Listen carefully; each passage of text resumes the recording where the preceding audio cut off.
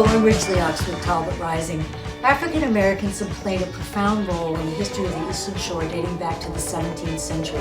Not only is this the birthplace of Frederick Douglass and Harriet Tubman, it's also the site of some of the oldest free Black communities in the country. And today we're here to talk about one of them, Unionville, a planned community was settled by free Union soldiers, Black soldiers returning from the Civil War. And we have three experts here who have profound knowledge about the area and its contribution to our history. Reverend Nancy Dennis, who is the pastor of the St. Stephen's AME Church in Unionville, Harriet Lowry, who is an Easton native and a descendant of Unionville founders, and Professor Dale Green, who is an architectural historian at Morgan State University and an Easton native and one of the premier national experts on African American communities and architecture. So welcome, thank you all for being here today. Thank you. So let's start, we'll just start by telling us, how did Unionville come to be? Where did it started from what? Who wants to start? Well, first of all, I want to clear up, I'm not an expert. I'm pastor at St. Stephen's, and I became engaged with the history of the community and the history of the church. Unionville came to be once the Union soldiers returned from the Civil War. At the time, several men, hundreds of African American men, some in bondage and some who were free men, were recruited to serve in the Union Army. And when those men returned from the Civil War, 18 of the over nearly 200 men who returned, 18 of them purchased land from Ezekiel Kogel, and they built homes, a school, and the church, which is St. Stephen's AME Church, where those soldiers are interred today. But Unionville was established initially with the purchase of land by those 18 soldiers, but several other people came to participate in the founding of that community. And so how unusual is Unionville? How unique is it? Well, it's very unique. It's a significant African American community, as Reverend Dennis has mentioned. It was a planned community, and that alone makes it very significant within the African American communities during that time period. It's also significant because these 18 Union soldiers returned home to the land where they were once enslaved at the Lombardy plantation, and created this, planned community originally out of 18 acres and 2 additional acres to form the school and the church.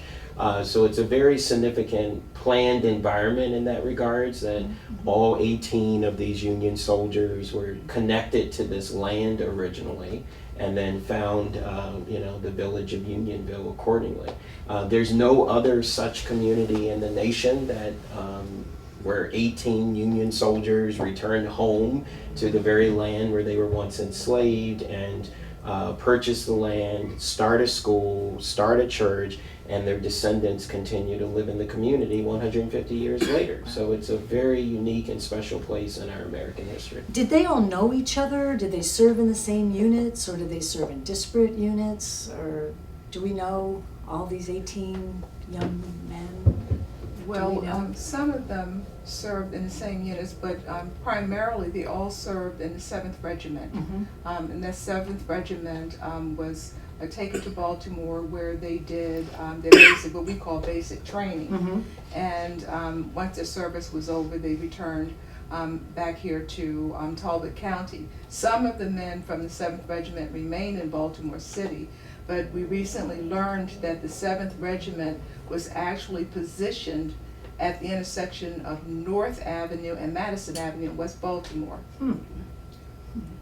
So what role did the church play in the community from the very beginning? Well, it's interesting because I tend to go a bit before the founding of St. Stephen's in Unionville, because St. Stephen's was built, Unionville was established in 1867, and St. Stephen's was built in 1871. And one can understand that with the AME Church, there's usually a band that is established before a church is actually chartered to begin. So that band more than likely existed before 1871. However, during the Civil War, it was not uncommon for Union officers to invite and permit AME, African Methodist Episcopal clergy, as well as Baptist clergy, to travel with those units and evangelize to newly liberated, emancipated African Americans. So these Union soldiers, these African American Union soldiers who came from Talbot County, this Unionville community, were in those regiments that traveled through South Carolina and as far as Texas and so forth, and they were encountering these clergy. Right. And so it is expected and believable that through their interaction with these clergy who were already talking liberation theology, who understood those principles, they learned that from them. So that, I believe, really influenced them returning to the state of Maryland and returning, looking for their families and anticipating to establish a home and community with the church and all of that. So once these soldiers returned to this area, I wondered why would they choose African Methodism for the denomination and the church that they would found. And I am convinced that it was because of the work that was done by these AME clergy with the Union soldiers and the Union Army as they moved through these areas where people were still being emancipated. Wow. So what role did Unionville play in your childhood? Was it? In my childhood? Yes. Oh my goodness.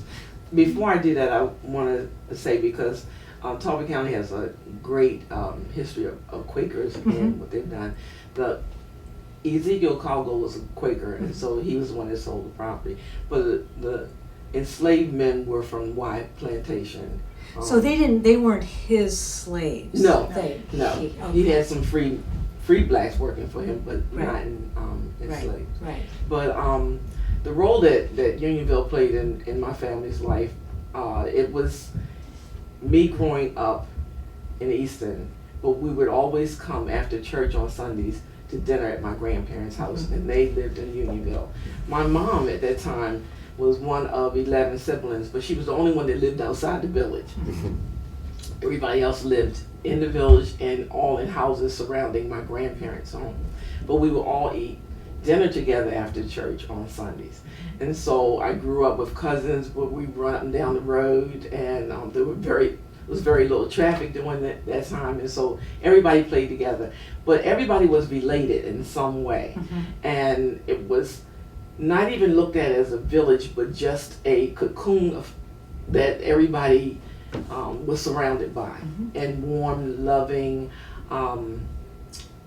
proud people that went to church on Sundays and worked during the week, shared everything they had, and just had joy and fun and caring. So, but did anyone talk about your? No. Who are you related to? I'm related to one of the 18 soldiers, Which? Benjamin Denby, and that was my great-great-grandfather. And where did he serve? He served. He was in the 7th Infantry, but where he served, I don't know. Right. Yeah. Right. And do you know where he grew up? In that area. In that area, In the area, yeah. because I've traced back history that they started at the Y Plantation. Oh, wow. As a matter of fact, Frederick Douglass wrote in his autobiography about my 7th generation grandfather, Really? and witnessing his murder by an overseer. And so we've got that information. But what I think is important about our family and all the families in Unionville is that the pride that they had in sustaining a community and keeping it thriving and moving forward for the benefit of their children and because of the faith that they had. Right. So put this in context for us, the whole Eastern Shore at Easton, and I know you come from a long old family of going back to the 17th century? Yes. Yeah. Right. Natives of Yeah. the Eastern Shore, maternal and paternal side. Wow. Are you all related? Are you related? There are connections. Cool. I guess my ancestral ties to the Unionville community are on my maternal side and my paternal, because there are a lot of Greens in Unionville, and often you'll hear me call Aunt Harriet, Yes, right. and she's agreeing. But my mother's family are Waymans, and Bishop Alexander Wayman, who's my 7th great grandfather, was the senior bishop of the African Methodist Episcopal Church that Reverend Dennis is pastoring and was alluding to during the time of the Civil War. And he laid the cornerstone for the current church when it was erected in 1894. And so at that time he was in fact the senior bishop, because he passed away a year after that in 1895, same year as Douglas, and he eulogized Douglas at his funeral at the what they call the Cathedral of African Methodism in Washington, D.C. So I have lots of family connections to the Unionville community. Unionville is quite significant amongst the Eastern Shore region, as it is one of the early post-emancipation communities. As Reverend Dennis had mentioned, and as Aunt Harriet was stating about the different families of Unionville, several individuals that moved into Unionville, as we may say, as it was sort of the African-American suburbs era as well, would have come from other communities like the Hill community here in Easton. They would have come from other places like Hole in the Wall or Screamersville or Stumpstown. I mean, there's a number of these African American communities that dot the Talbot County landscape, as well as the Eastern Shore of Maryland. So it's quite significant when you take into perspective what Aunt Harriet was saying about the role of the Quakers and how they contributed to the formation of this in terms of their champion freedom and justice and dignity for African Americans to return and have a home. When you look at communities like the Hill community here in Easton. Talk a little bit about the Hill community, even though that's, not Unionville, but it's so interesting. Yeah, the Hill community will celebrate its 230th anniversary next year in 2018. Wow. And so the founding fathers and mothers of the Hill community were respective. Grace Brooks was the founding mother as a free black individual who came and settled and purchased land, and the founding father was James Freeman, who purchased land here. And so both of their respective families remain in the county, in the Hill, and etc. But for 230 years, families have remained in the Hill. One of the matriarchs recently passed away, Mrs. Lillian Rosalie Gale, who was a Sewell, and her family has been in that community for 230 years. Wow. As one example, and they're still around and so forth. So these were important and significant communities that had impacts on other communities that are outside of the area and in an integrated manner. For example, James Rouse, who was born just on the periphery of the Hill community, is one of the nation's most leading visionary and master planners and developers. He was a white individual, and 50 years ago this year he founded Columbia, Maryland, which remains to this day one of the nation's most premier communities that was formed on sustaining and promoting racial integration. And where did he learn that from? And so I think when we look at the environments of the Eastern Shore, they shaped the Harriet Tubmans, the Frederick Douglasses, the 18 Union soldiers, and the James Rouses of the world. So we have a rich landscape here on the Eastern Shore that has contributed widely to our American history. So why, you've sort of answered it, but let's talk about that more. Why is this important to know and celebrate, do you think? Why is it important? I find it important to know and celebrate because of the current climate in which we live. And our young people and everyone else need to understand that our history is greater than that. That we are greater people than what we're seeing now. We're better than all of this. And we've already seen examples of communities, African American communities, that knew how to sustain itself, promote and protect family, where they were able to appreciate the value of industry, faith, and community, And they were able to do that along with other ethnic groups that didn't look like them. People who recognized their personhood, their humanity, and worked along with them, and particularly in an area like Talbot County that has a history for racial tension and divisiveness.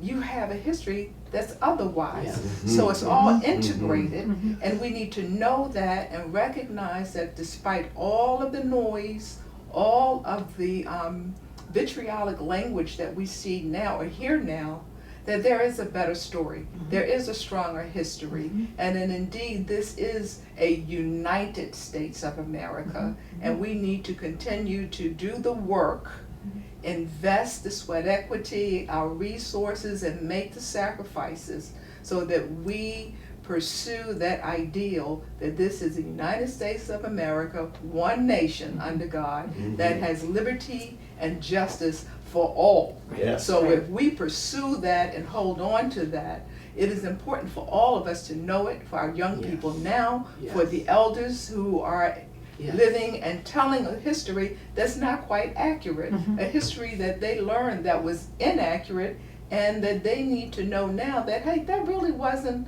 the whole narrative of who we were and who we are, and also who we should strive to be. So the history of Unionville, the history of it all, how we're all connected, needs to be told and promoted. And I have a concern that that's not being taught in the schools. Some of our educators don't know it. You talk about families knowing it. Educators need to know that in the classroom in order to get this story out here so that our children are learning a richer narrative than what they've been given thus far.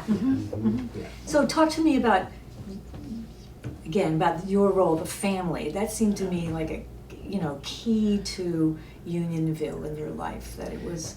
Oh, it is, and I think we should have ended with that. I think we need, the harps should be coming up now, yes, I agree, that was wonderful, And just to echo a little bit of that and then explain what I've tried to do, it's important for everyone, and in my case I feel like it's doubly important for African American young people to understand the story and to know that they have a story, and that story should be told too. It's not just the story that I have or that we have, but everybody has a story, and a proud story. None of us came from bravery, from junk, and so there's a proud story that everybody should be talking about and spreading to their families, so that it can uplift people, inspire them to just do better. But in my particular case, I've tried to make it a goal that when I had grandchildren, and that they would know. And so when my grandchildren would come here from the Western Shore, even when they started talking, I have a picture of my great grandmother, and then pictures of my mother and grandparents and their siblings, and I tell them the story. And then as they got older, they had to tell me the story. And I started doing it with the nieces and nephews. And we used to have Thanksgiving dinner at our house. And so everybody would be there. And they had to start telling the story. And so that they don't forget. And they pass it on. And I so encourage everyone to do that, because at some point in your life, you're going to want to know more, and especially about who you are and your family and where you come from. And it's all proud. It's all good. Yes, thank you. So if somebody is interested in finding out more about Unionville or African American communities, where should they go? You're the man. Well, there's several places I think they should go. One, the Maryland State Office of Tourism has a clearinghouse for historic sites all throughout the state of Maryland, for which Unionville is one. I'm the vice chair of the Maryland Commission on African American History and Culture, and we also have a website under the governor's office and through the Banneker Douglas Museum, and Unionville is a component of that, and one could look there. Certainly through the church. and through Unionville itself, and through Talbot County's Office of Tourism and the Visitor Center here. Right, So you have I a think nice map. there's a nice map, Yeah. you know, Yeah. and of course Unionville is a great community to tour. And as the Reverend Dennis has mentioned, and Aunt Harriet, you know, the Union soldiers are interred in the cemetery there. The church remains there, and the village itself remains there. So it's one thing to go online, it's another thing to go and visit the community. Yeah, The right. church is very active, Yes. and they have several events and programs all throughout the year. Well, thank you all very much. This is wonderful, and it's all part of the richness of this area. And thank you again. Take care.